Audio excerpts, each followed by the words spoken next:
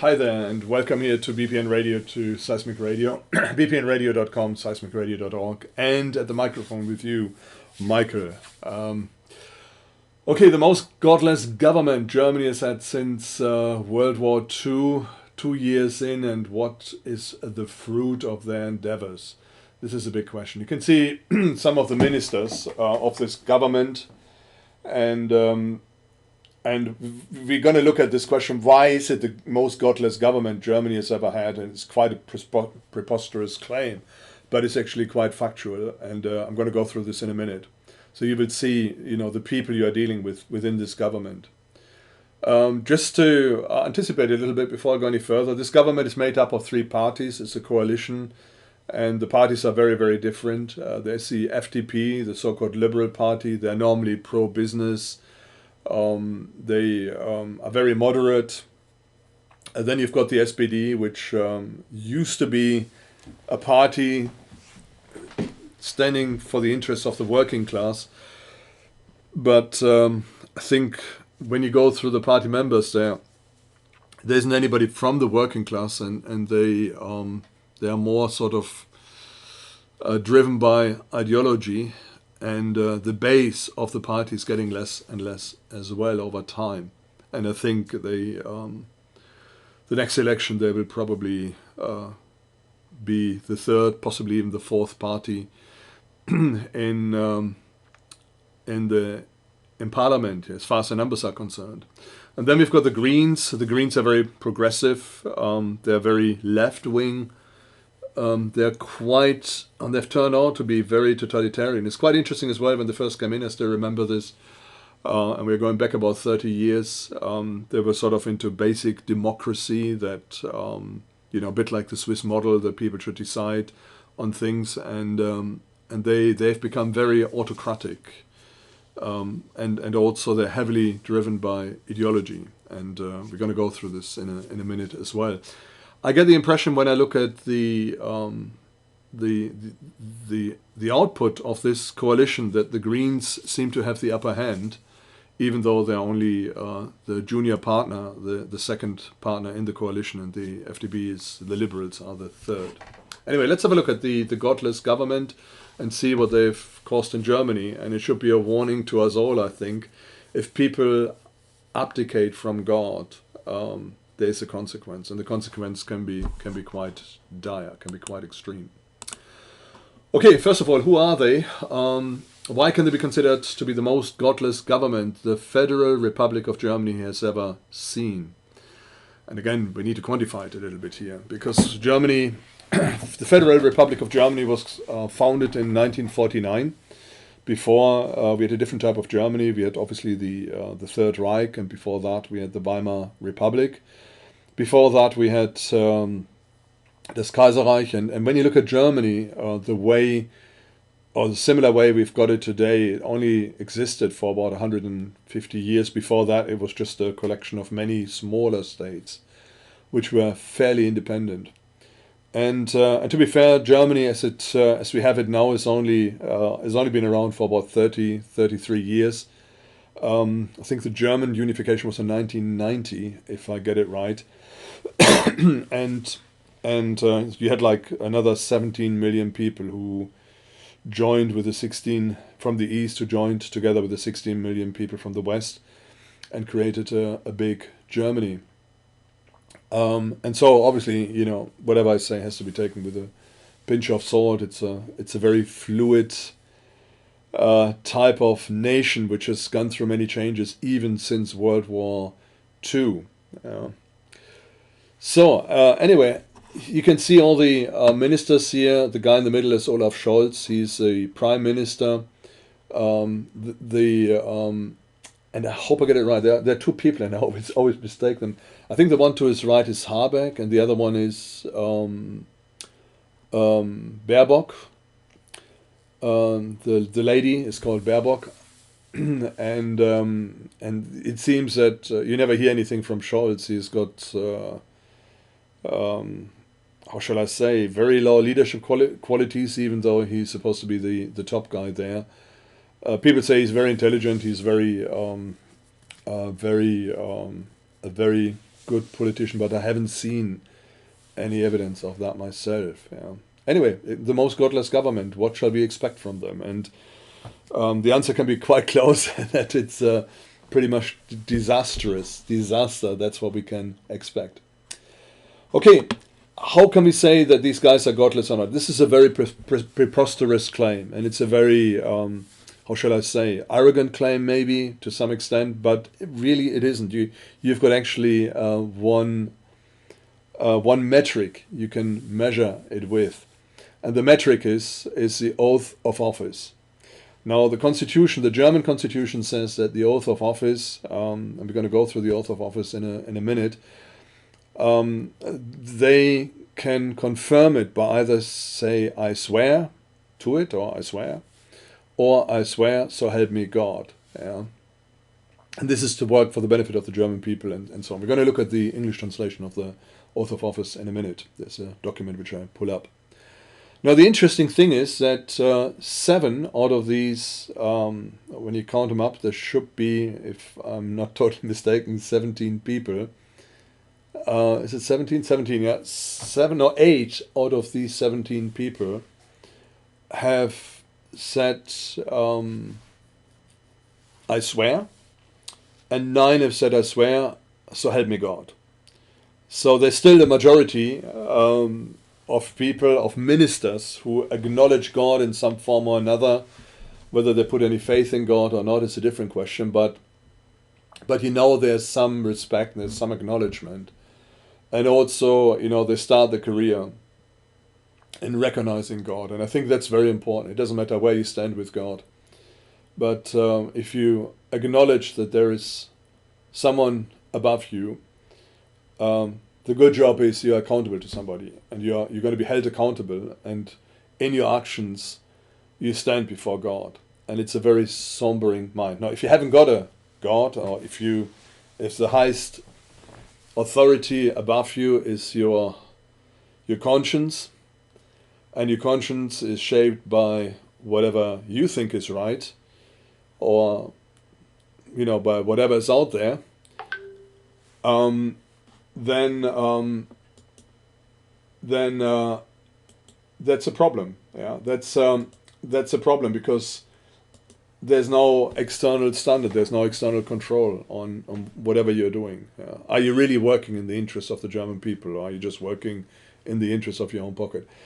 I'm not saying that these 9 people who have included God in their oath of office are pious, good, upright people. I hope they are. I don't know.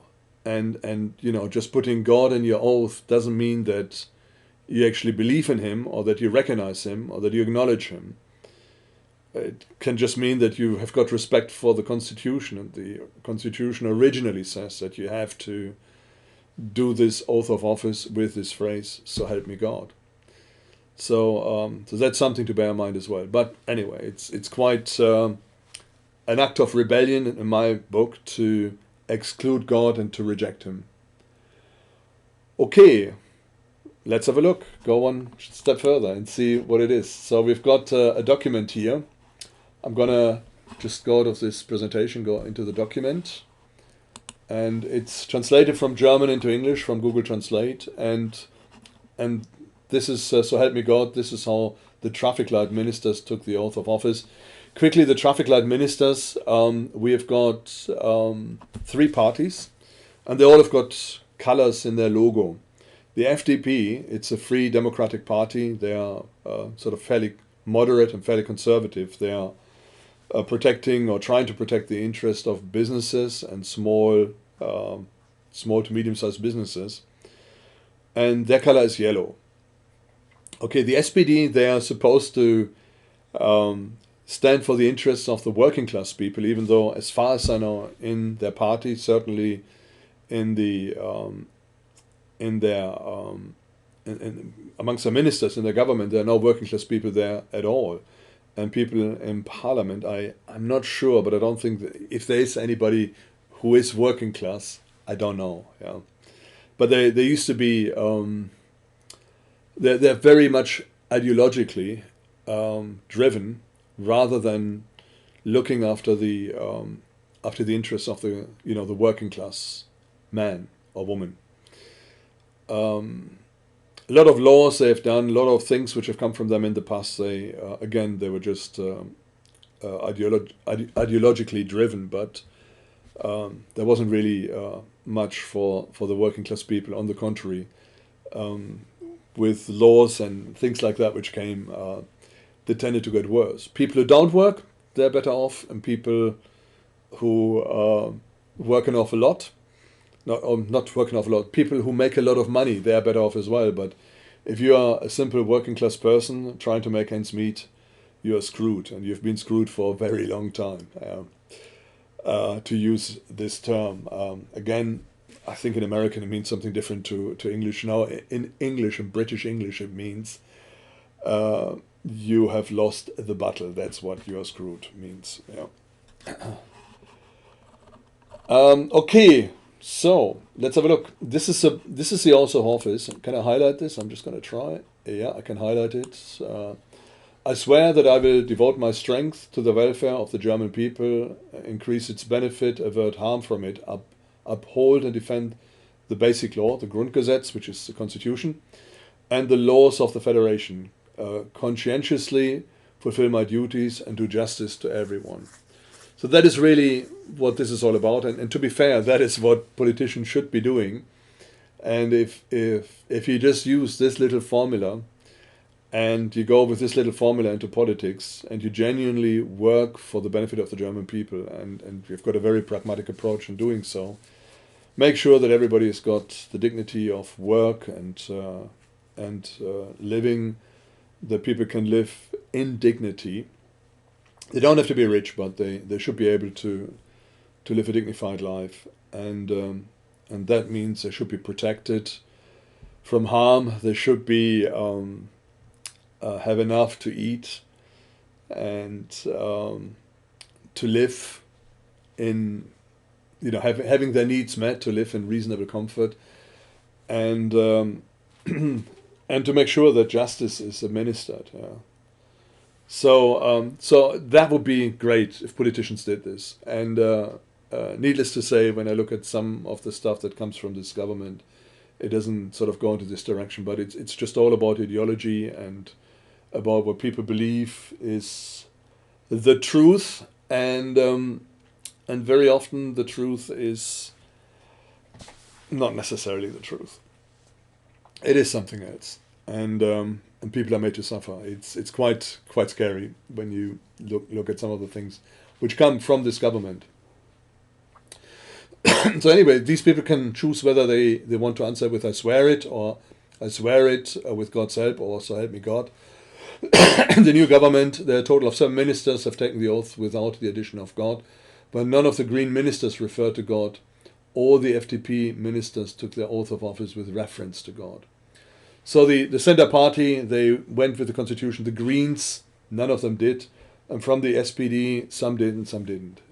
And so we've got like an overview here of who did this. So we've got Habeck, and he did not say the God addition, and he calls himself a secular Christian. I'm not quite sure what he's doing, what the secular Christian is. A worldly Christian, secular Christian.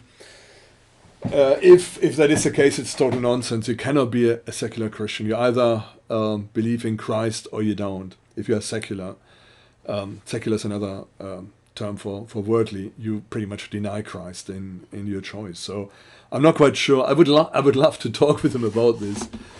And if I ever had a chance, I would try and find out what a secular Christian is. That's what he claims of himself. So he didn't use the God addition in his oath of office, so that's the guy. And anyway, he didn't do it. Okay, the next one is the finance minister. His name is Christian Lindner. He's from the FDP, and he said the God addition. The next one is Interior Minister Nancy. I'm not sure whether that's Nancy or Nancy Faeser. She's from the SPD, and she said the God addition. She's a Catholic, and Yeah, okay.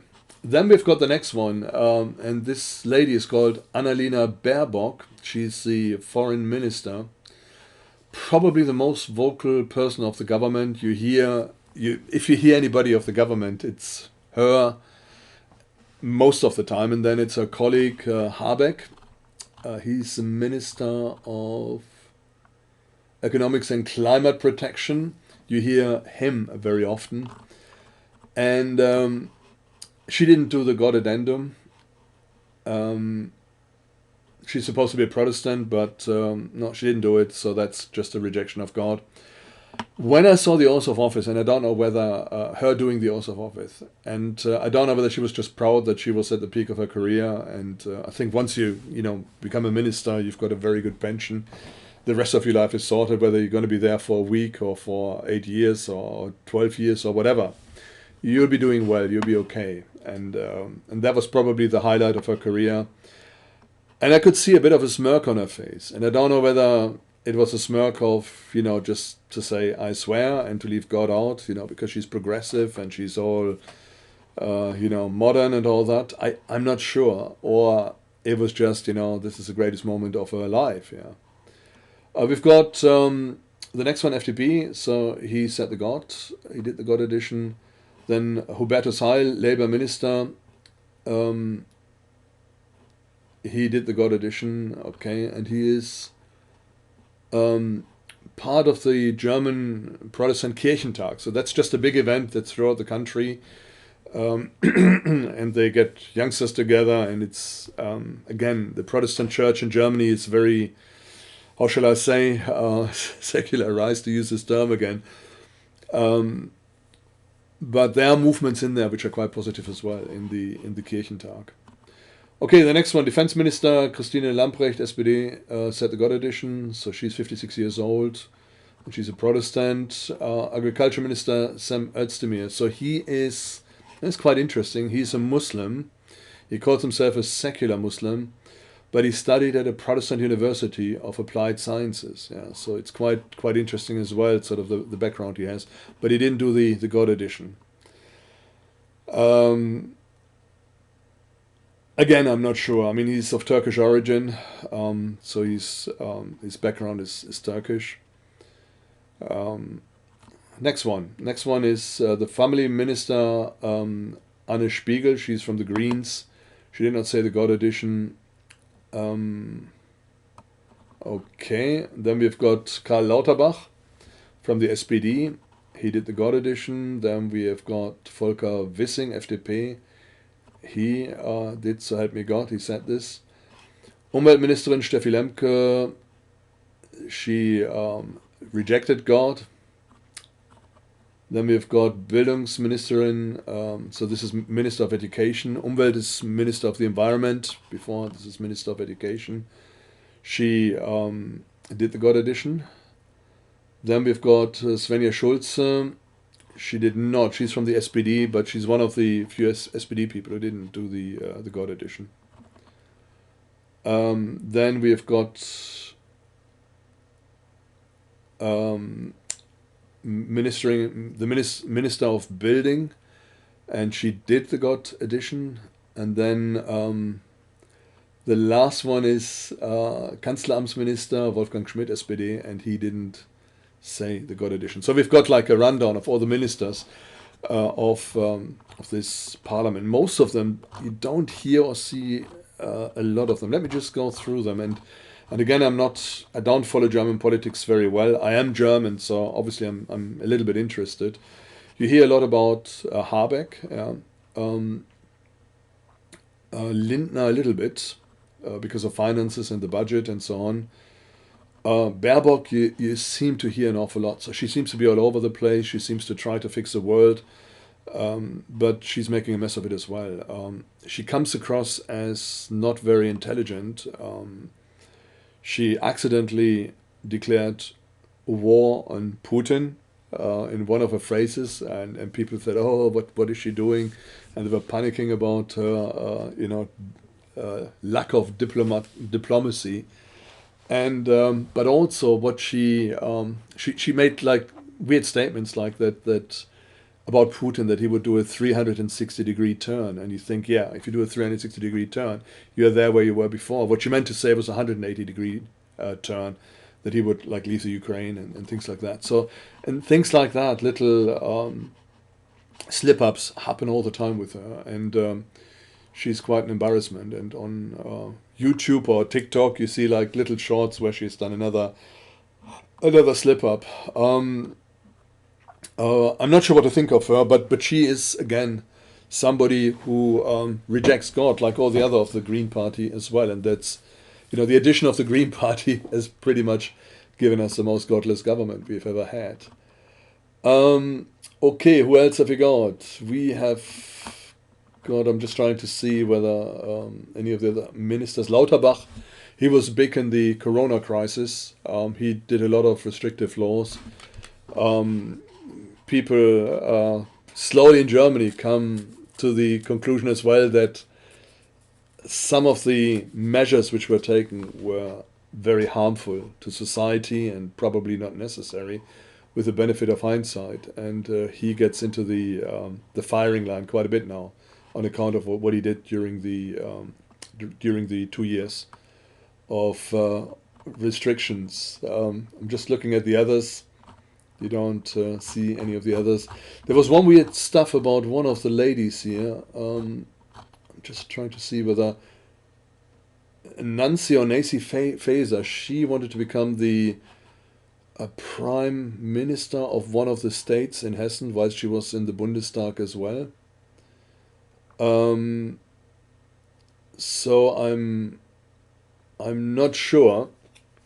She didn't win the election, so it didn't come in there. But I thought it's a little bit weird, She's in the Bundestag, she's in Parliament, she's in cabinet. How can she be, the running a state as well? Germany's got 16 states.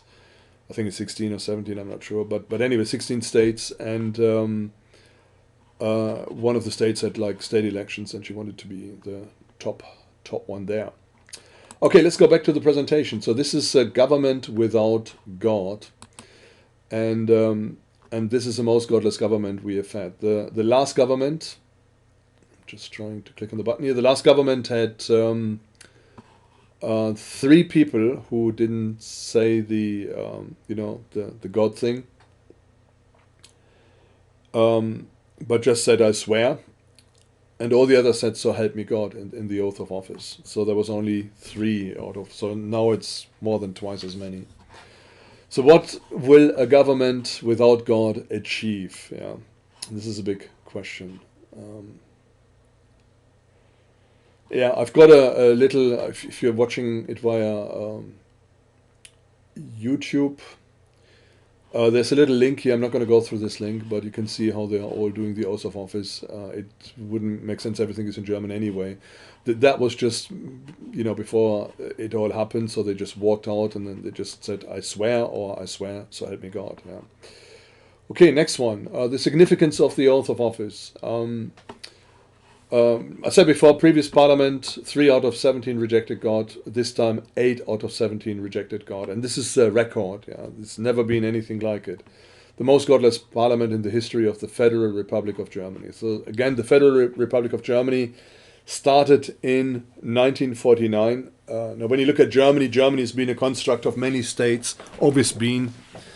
So in 1949 we still had 2 states in Germany. Germany was pretty much split into 4 parts. There was a part which was annexed by Russia, actually probably even more so, but I think Alsace-Lorraine was after the First World War, and part in Belgium as well. But anyway, part was annexed by Russia, another part annexed by Poland, and then we had East Germany and West Germany, and so that was pretty much the status after 1949.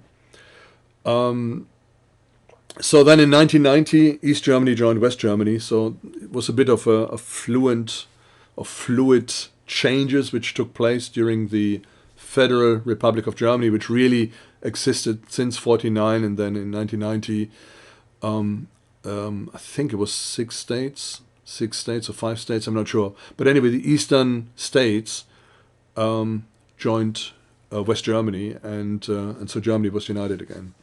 And you could make an argument, you could say, no, Germany had a more godless government, and that was in East Germany. And I would totally agree with that. And we can see what happened. They were killing their own people. They were spying on their own people, imprisoning their people. It was a pretty restrictive regime, pretty tyrannical. But the looks of it, we are coming back to what we had in the GDR, slowly going into this direction, and that is, in my opinion, a result of a godless government. We've got a public statement by the rulers to reject God. So this is pretty much what we have here. Okay, what does the Bible say? And we're going to look at Romans chapter 1, and it talks some details about this stuff. There's a thing in Romans chapter 1, and I just want to simply express it. If you reject God, you will go crazy. That's a very short version of what Romans chapter 1 is. There is something where everything in this world tells you there is a God, and you can look at about a million angles. If you look out the window, you look at the order, you look at the microcosmos, you look at the macrocosmos, you look at beauty, you look at man, the ingeniousness of man. You look at what God has placed in our hearts, that there's a concept of eternity. You look at our history, you look at even the Bible. The Bible, you can prove that the Bible is a supernatural book when you just look at the prophecies and the fulfillment of prophecies. Sometimes down to to days when things were prophesied. And you can prove this all from the Bible. So there's tons of evidence that there is a God, and you can reject this God. And if you reject God, if you reject the Creator, you open yourself up to the enemy of God, the devil, and also you open yourself up to an element of madness, which goes in. The next one is that standards are set by man and not by God. And that's a problem. That's a big, big problem. God has got perfect standards. When we look at the Ten Commandments, it makes perfect sense. You can run a society based on the Ten Commandments. When you look at the law in the Old Testament, the New Testament, or what you could consider as the law, you could again organize a society around it, and you would have a reasonable amount of righteousness. The problem is when you take God out of the equation, who makes the standards, and what are the standards? What is important, what is not important. And just to give you an example, Nebuchadnezzar said, you need to worship this idol he has created, and which was like a huge figure of bronze, and it was a massive thing. And if you don't worship it, you die. That's a standard set by man. And so you played the music, and then when the music stopped playing, then everybody had to bow down in front of this idol. And if not, it was a sign of disrespect, and he would punish these people. That is a standard set by God. That is a standard set by man. A standard set by God is different. It is righteous, it is just, and it is good. But again, when you abandon God, then other things become more important than God. The created becomes more important than the creator. And Romans talks about this. Okay, let's have a look at Romans and just go quickly through there. Got it all up here, and I think there's one slide to go after this. And it starts in Romans chapter 18 and goes to the end of the chapter. It's Romans chapter 1, verse 18, not chapter 18, verse 18, going to verse 31. And it says here, for the wrath of God is revealed from heaven against all ungodliness and unrighteousness of men who suppress the truth in unrighteousness, because what may be known of God is manifest in them, for God has shown it to them. For since the creation of the world, his invisible attributes are clearly seen, being understood by the things that are made, even his eternal power and Godhead, so that we are not without excuse. Okay, let me just stop here.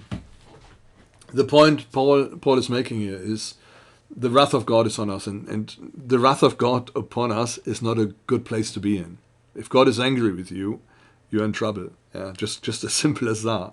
And it seems to be that we are in trouble in Germany because of maybe a rejection. I'm not saying that is the only reason, but it's a rejection by the people of God. So Again, I go back to my father's generation. After the war, there was the spirit of repentance with all the stuff that's been happening in the war. And there was a general respect for God and the things of God. Doesn't mean that they were all Christians, doesn't mean that they were all pious, devout people, but there was some sort of general respect. You didn't mess with certain things. You didn't mess with the things of God.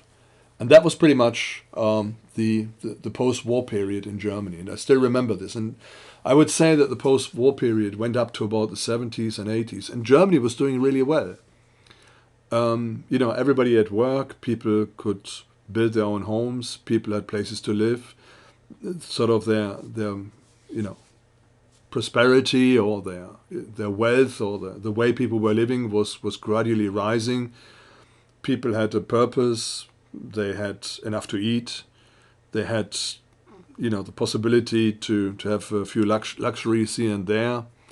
But things were looking up and things were good. And society was fairly stable, fairly good. And most people enjoyed life. Yeah? There was a great sense of community, a great sense of holding together. But also there was a great respect of God.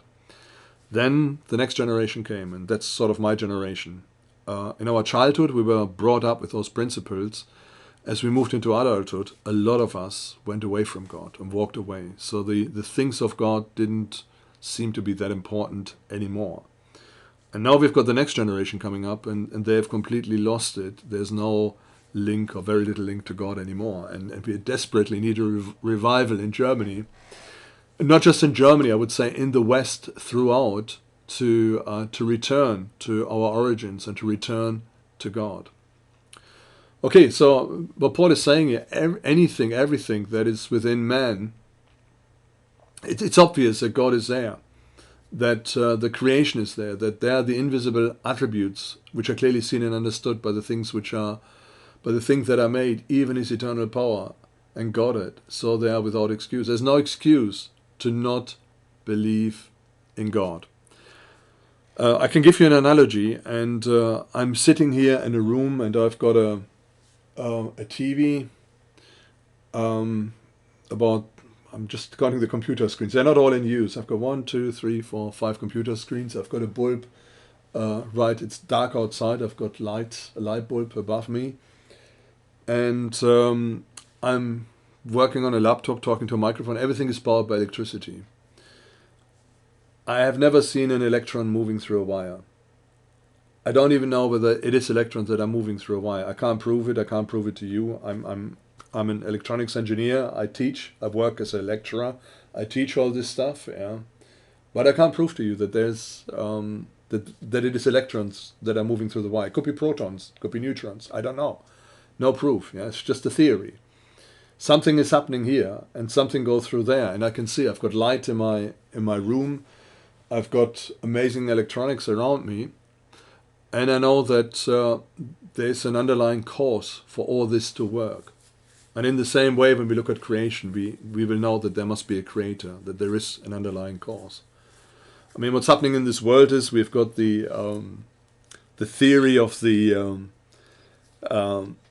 ancient aliens who have come here to spawn life, and then evolution came and took it all over, and this is what people believe. And I thought, they think that we are mad, we as Christians are mad, who believe in a creator who has built this earth in 6 days, not a long time ago, not like millions and millions of years ago, but thousands of years ago.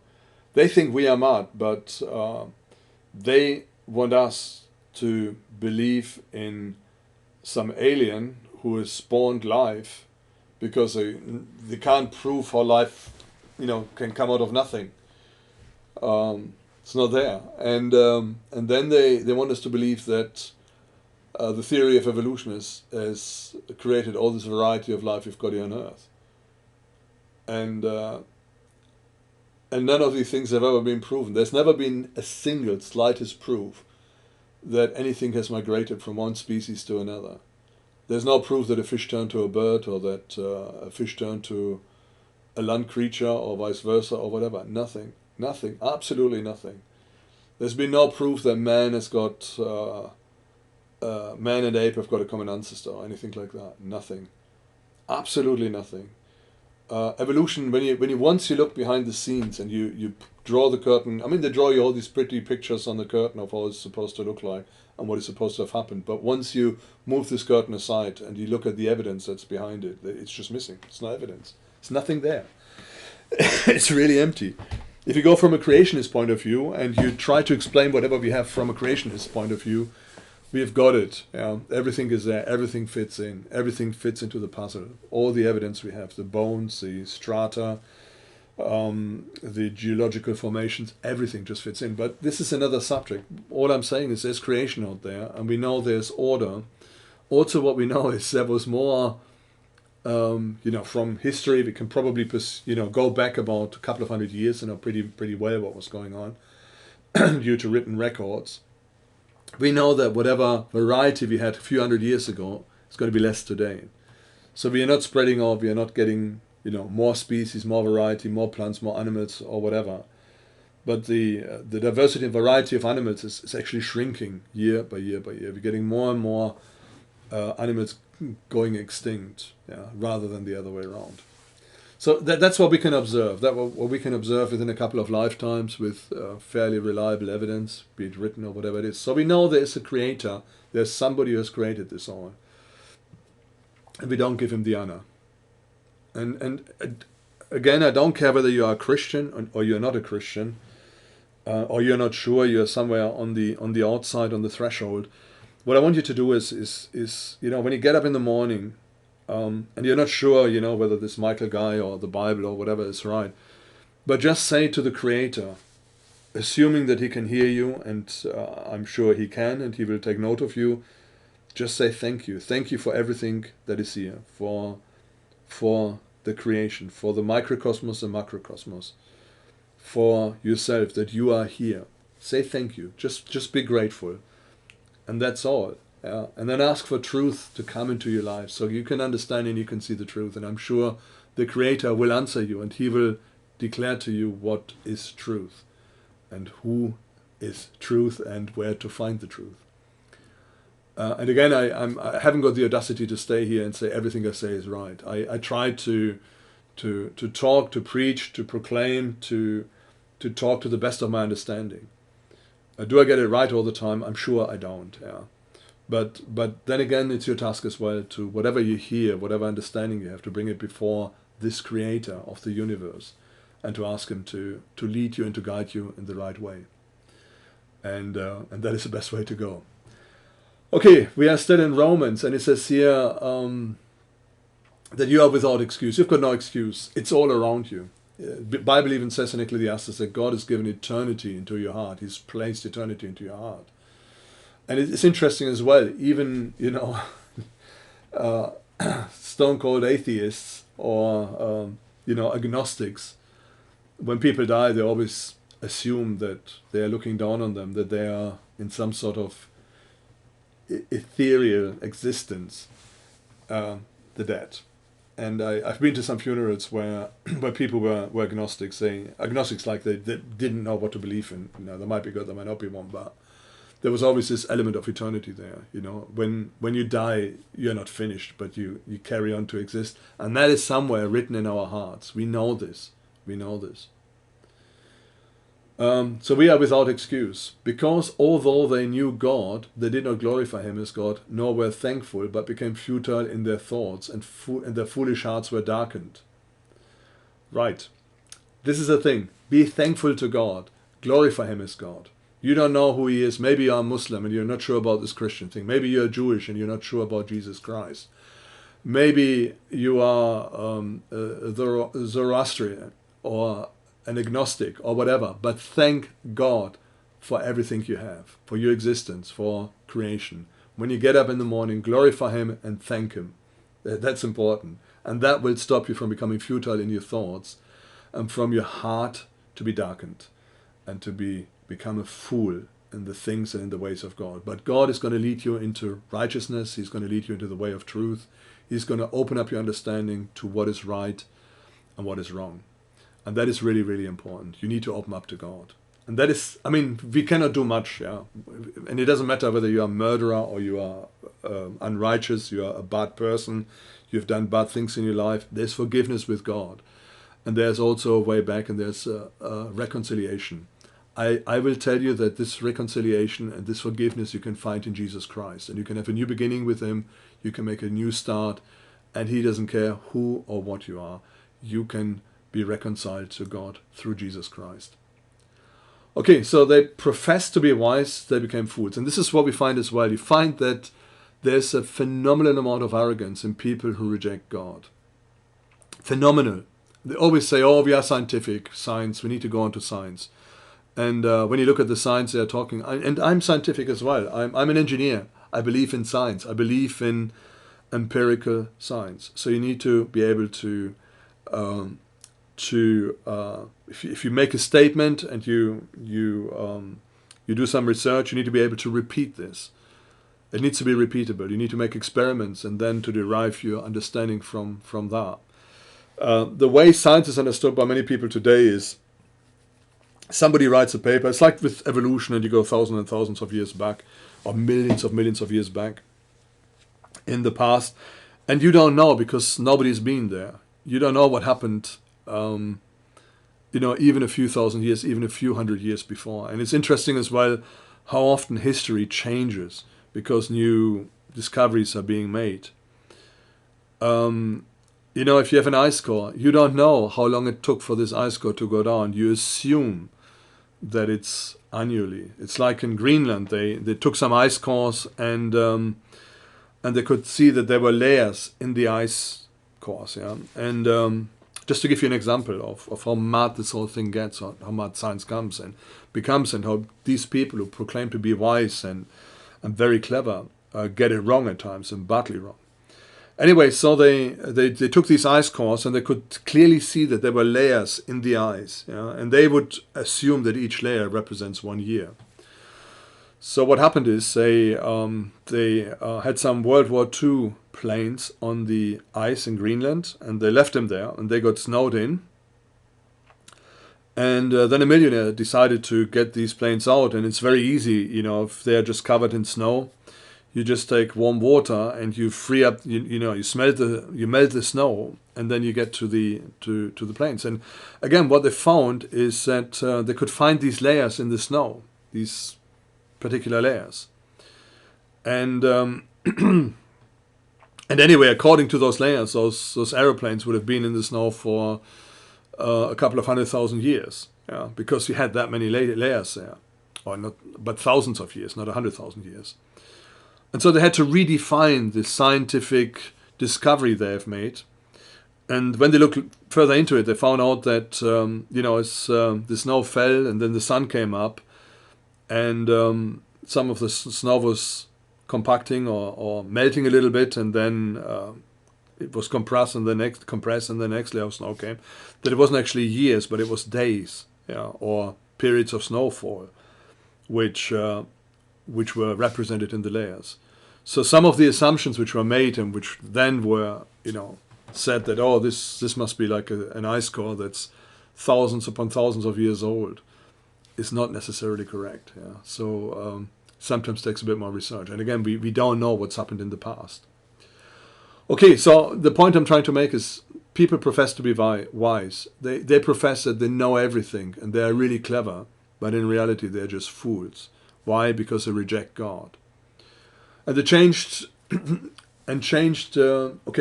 they became fools and changed the glory of the incorruptible God into an image made like corruptible man, and birds and four-footed animals and creeping things. Okay, so Paul refers to Roman Empire. There are a lot of idols there.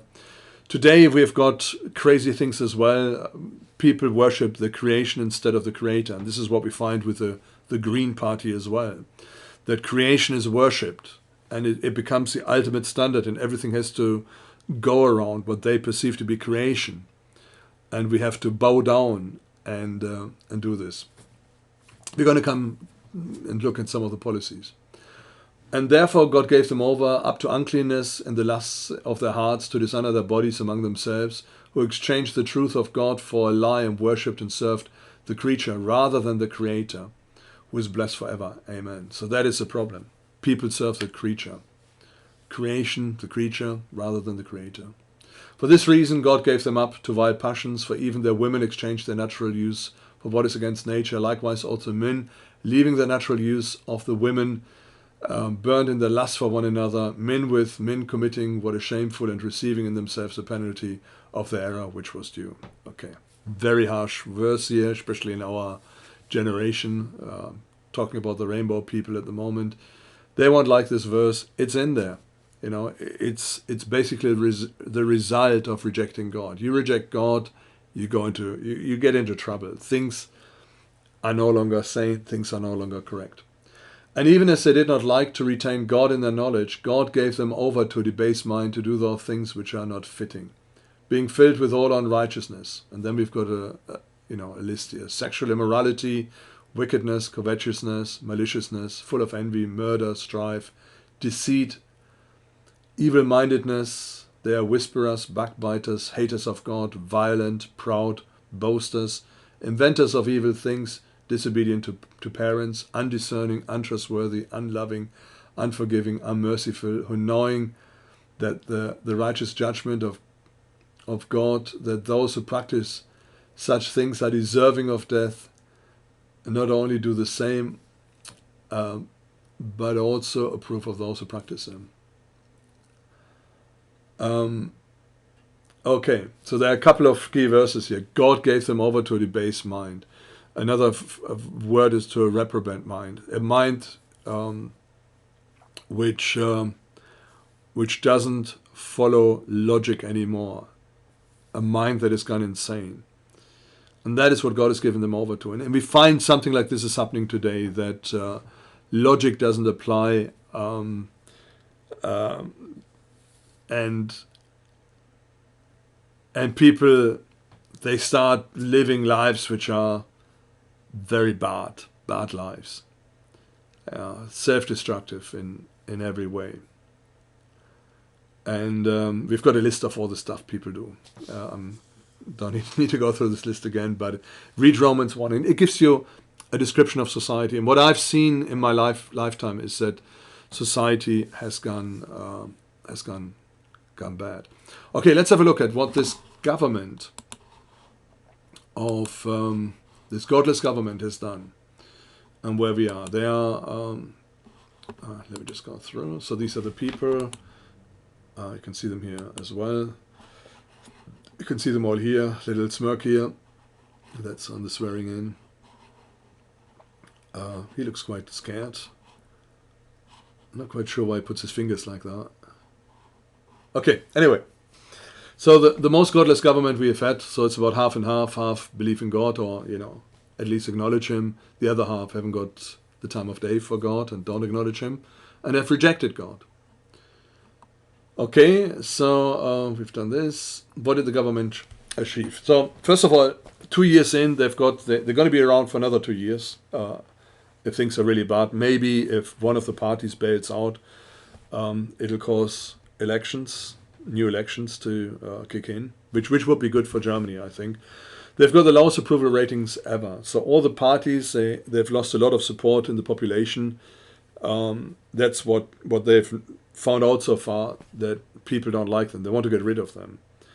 They had a heating reform to battle CO2. So everything is about CO2. CO2 has been declared to be the body. Is it scientific? I doubt it. And it's to do with climate change and things like that. Again, is climate change scientific?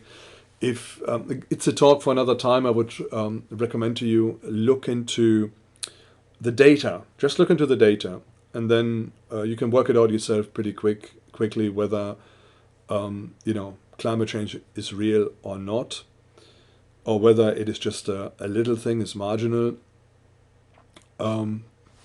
Personally, I don't believe. I went into this some time ago. I tried to get my head around it. It is accepted, and if you go along with the flow, what everybody says, you're okay. If you start asking questions, and you look at data which is provided, it is not quite as dramatic as what they make it out to be. Climate has been going up and down, warming, cooling, warming, cooling, warming, cooling, for the last couple of 100 years, as long as we know. When you hear those figures like the hottest November ever or the hottest December ever and things like that, um, it's not necessarily the truth they're telling you. It's just partial information they're giving you. I'll give you one example. Moscow, about 20 years ago, was tended to have really, really warm winters. Nowadays, winters have gone back to minus 25 degrees and really, really cold winters. So it changes all the time. It goes up and down. And we can see this as well. When you look at bad weather events, the frequency hasn't really gone up that much either. There are bad weather events, but every bad weather event that is happening now is always seen or interpreted with the doctrine of climate change. It's like a cult that is being made up. So you've got CO2 tax, so they start taxing people. They have left nuclear power, because of Japan. And again, it's not necessarily just this government. It started with the previous government, but they stopped nuclear power because of Fukushima. Fukushima was in a land of earthquakes, so they had an earthquake. The earthquake wasn't a problem because they built a nuclear power plant. But then a tsunami came. The tsunami was a problem. And then the whole thing blew up. Now, Germany is a country without earthquakes or big earthquakes. And we've never had a tsunami here in Germany. And especially not, down in the parts of the nation where lots of the nuclear power plants are. There's no chance of any tsunami coming in. But we are the only country who has decided to completely abandon nuclear power. And then coal power has been turned down. And there's been a push that 1.8% of the German countryside should be turned to wind power. And when you go through Germany now, you're just surrounded by wind turbines wherever you go, planted in the countryside, insanely, without any aesthetics or anything. It's a lot of places in Germany have been destroyed with these wind turbines, and they've just been pushed right, left, and center. They've got a problem as well, and so they sometimes have said that there was so much wind power and so much solar that Germany didn't need any power plants. That's nice and great. But then there were also long periods where there was no wind at all, and those periods were sometimes in winter time when there was not much sun either. And so they decided to completely abandon coal by 2030 or something. And so all that's left is just gas and renewables. And this is what you get from the intelligentsia of this government. So when there's no wind, there's no wind power. And there's no power that is being produced. The power demand is still there. 75% by industry, about 25% by the households. What does this government say? Oh, what we do is we build 3 times over capacity. So that means we build 3 times more of these wind farms. So even if there's a little bit wind, there's still enough power we can draw out to supply the grid. But you're not going to supply anything when there's no wind. So it's really bizarre, some of the stuff that's going on. So in Germany, we are now paying the highest electricity prices worldwide. The one exception is Cameroon. So we are just behind a third world country, as supposed to be one of the premier nations. What is happening? A lot of people are leaving, or industries leaving the country, because manufacturing and needing electricity from the grid has become so exorbitantly expensive that they can't afford it anymore. We've got the highest gas prices as well. What else did they do? So this is all the green stuff, and it goes into this whole, worship creation more than the creator. The creation, Mother Earth, is more important than the people who are living here. We can push the people into poverty, providing we don't produce any carbon. This is sort of the priorities that have been set up. It goes further when, even from the sources, from the Greens, when Germany has got no more, zero carbon emissions, so that means any carbon that is used up has been, generated through natural growth or whatever, through trees or whatever has been harnessed and then released again. If we do this, the difference it makes is what China emits in one day, I think. So that's one country. And from man-made carbon emissions, it's 0.001%. It's a really tiny figure, so it doesn't come in. So it's okay to sacrifice the prosperity and the wealth and the employment and lives of people for an ideology which is not even proven that it does it. So CO2, does it cause global warming to any significant amount? It's not proven. Yeah. And the verdict is still outstanding, even though people say, no, it's all proven. It's just people writing papers, pretty much writing what other people want to hear. Empirical proof is not there. Some of the data which has come through from the early 2000s suggests that there's actually cooling taking place. I was listening to a Harvard professor recently, and he said that from about 2004 onwards, there's just been a plateauing. So that means that worldwide the temperatures are pretty much evened out. They're neither rising nor falling, and it doesn't make sense because carbon emissions have gone up, so it should be rising. But some of the models people are using, they just don't work. Okay, they were in trouble with the Constitutional Court. They tried to use COVID money for their environmental projects, and the Constitutional Court said you can't do this, so they were told off. So then they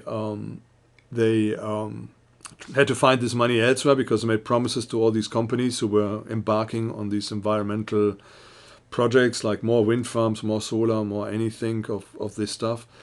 And it's all has to be paid for by the taxpayer or subsidized by the taxpayer. So they need to find the money from elsewhere. So they took away the subsidy from the farmers. Now farmers produce food we need. Yeah.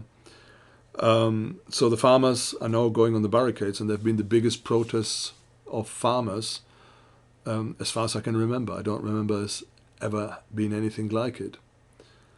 There's no respect from people in other countries. People look at Germany from other countries and they think, what is wrong with the Germans? Why do they want to commit suicide as a nation? There's another problem as well. We had the whole refugee thing, so everybody come into the country, they get a lot of money, more. I had a look at, for asylum seekers of what they get here compared to France, and it's significantly more. And so a lot of people came to Germany and they were giving housing, and nobody thought about it that maybe it's not a good idea to open the borders too wide because there isn't enough spaces for people to live. We haven't got the infrastructure. If you need to go to a doctor, you struggle because doctors don't accept people anymore. If you need to find a place to live, you're going to struggle as well because most places have been given to people in need, paid for by the taxpayer. And so the rents have gone up insanely. So it's very hard to get affordable living space anywhere in Germany now. There's high unemployment, and they've changed. This is again the Greens and the SPD. They've changed the unemployment benefits. They call it Bürgergeld, and it's quite generous. So if you get Bürgergeld, it doesn't really pay for you to go to work. So especially if it's like a low wage job, like minimum wage job. And if you've got kids and some dependents, it doesn't make any sense to work. And again, it's like the Bible's got a very clear principle that if you don't want to work, you shouldn't eat. You shouldn't support people in being lazy. You should look after the weak in society. You should look after those who cannot look after themselves. But you should encourage people to work for a living. That's just a biblical principle. This government has done the extreme opposite. You get encouraged to not work because you get more money. So if you go to work, you will most likely get less money. And whenever you work, your cost of living goes up as well because sometimes your job is not nearby and you need a car to get yourself to work. So you have to maintain the car or the transport cost, and that is not that easy. And so many people decide to not bother. So we've got high unemployment, in Germany, and we've got a lot of companies with open positions as well. It is just a madness when people abandon God. And we can see when you've got a godless government, things go wrong, and things go wrong badly, to the point that people are pressed really hard. Okay, what is life in Germany now? So this is what I hear. People are protesting. So we had the farmers, now the truckers have joined them. People, they've got fantastic ideas. They had like cheap tickets and things like that, so you could, go on a railway. I mean, the madness is that, in my opinion, the tickets for train transport in Germany are very, very expensive. But then suddenly you come from one extreme to the other, that you get like these really cheap tickets where you had the €10 ticket and you could go anywhere you wanted on the slower trains. And again, the infrastructure went down. Trains were very full at the time. And even though it was well meant, but it wasn't necessarily the best for the German railways. So the country's gone downhill. Another big thing which is noticeable is that food banks are very full. People are desperate to make ends meet. Inflation rate has been sky high. Food inflation has gone up to about 20% in some areas, partly driven by high energy costs. And people need to live. People need to eat, and they can't get what they need for basic living. So we've got a godless government. And we find is that the people they're trying to protect are struggling more and more. We are finding that the economy, which gives people jobs and the means to survive and the dignity of work, is suffering more and more and more. Big companies are leaving the country. Poor people are coming into the country.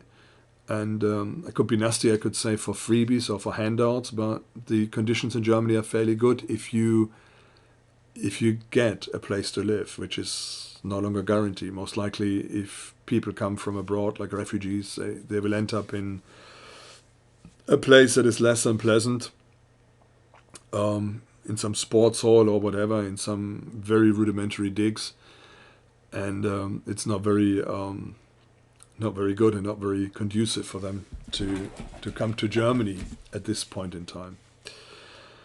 Okay, what shall we do and what can we do? And the Bible has got an answer, and if you are a Christian, we should pray for those who are in charge of us. We should pray for the authorities. We should pray for the salvation of these people who don't want to know God. And as I close this talk, I just want to do this. Lord, I want to thank you for Germany. I want to thank you for an amazing country, and for a country where you've poured out your mercy. You have made the impossible possible. You have broken down those who go against you, and you gave Germany, even after harsh judgment and splitting up the country into 4 parts, Lord, you allowed the Germans to unite again in 1990, and Lord, you gave Germany a new start. I want to pray, Father, for Germany. I pray for revival in the nation. I pray, Lord, that more and more people will come to you and that they will acknowledge you and seek you from the bottom of their heart and be reconciled to you. I also want to pray for the government in Germany. I want to pray for Scholz, for Baerbock, for Habeck, for Faeser, for all the others who are in the government in Germany. I pray, Lord, that they will have supernatural revelation of who you are, and that they will be seeking God from the bottom of their heart, and that they will be reaching out to you. I pray that you will give them wisdom, that you will give them guidance in ruling this nation wisely and well. I also pray, Lord, that you will put your boundaries up, that they will not be allowed to do any damage to the nation, that they will not be allowed to drag the nation further down. I pray for mercy upon Germany. I pray for mercy upon the politicians in Germany. I want to go one step further. I want to pray for the West and for our declining democracies. Lord, where godlessness has taken hold of places in high positions, of high places. I pray, Lord, that people in power will come to know you, that there will be a revival in those places, and that evil will be driven out, that people will come to respect you, to seek you, and to worship you, the creator of the universe, the creator of this world. That they will be reconciled through you, through Jesus Christ, our Lord and our Savior, through the blood he shed on the cross. Pray for that in Jesus' name. Amen. Hope you could join me in this prayer. I want to encourage you to pray for your government, pray for Germany, and seek God on behalf of those who rule you. Okay, God bless and bye-bye from Michael here at Seismic Radio at BPN Radio.